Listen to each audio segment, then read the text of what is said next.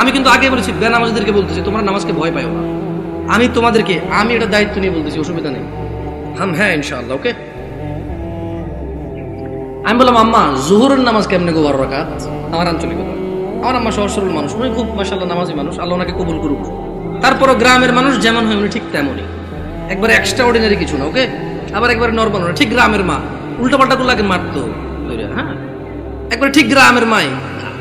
ঝগড়া হলে দেখা যায় আরেকজনের দোষ, মাই দিত আমগো আমার ভাইদেরকে, তুই গেছুস কে, ঠিক ওরকমই আমার আম্মা। তো কয় যে বড় সুন্নত 4 রাকাত। কোন সুন্নত 4 রাকাত? ফরজের আগে ফরজ 4 রাকাত। কত হইল? কইলাম আম্মা ঠিক আছে 8 পাইলাম। এরপরে ছোট সুন্নত 2 রাকাত।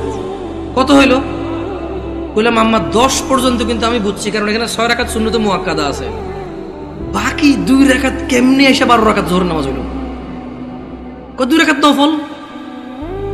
আমি কেমন নফলের তো কোনো হিসাব হয় না, 4 রাকাত নফল করতো তাহলে জোহর নামাজ 14 রাকাত করা যাবে, কারণ যদি নফল 2 রাকাত অ্যাড করে যদি জোহরকে 12 বানানো যায়, তাহলে আরো 2 রাকাত নফল অ্যাড করে 14 বানানো যাবে। ওই কেমনে? আমি কিছু যেমনি 2 রাকাত অ্যাড হয়ে 12 হয়েছে, এমনি 2 রাকাত অ্যাড হয়ে 14। বুঝাইতে পারিনি?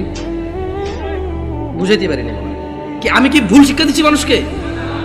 আমি আমার আম্মাকে বললাম যে আম্মা 10 পর্যন্ত আমি বুঝতে পারছি যে এখানে 4 রাকাত আছে, যেটা না পড়লে মানুষ কুফরি করে, শিরিক করে, মানুষের ঈমান থাকে না, ওর মুসলমানিত্ব থাকে না। আল্লাহ নবী বলেছে মুশরিক কাফের আর মুসলমান মুমিনের মধ্যে পার্থক্য হচ্ছে নামাজ। এ হলো জোহর 4 রাকাত না পড়লে এই লোক আর এই হিন্দু বৌদ্ধ খ্রিস্টানের মধ্যে পার্থক্য তেমন কিছু থাকে না।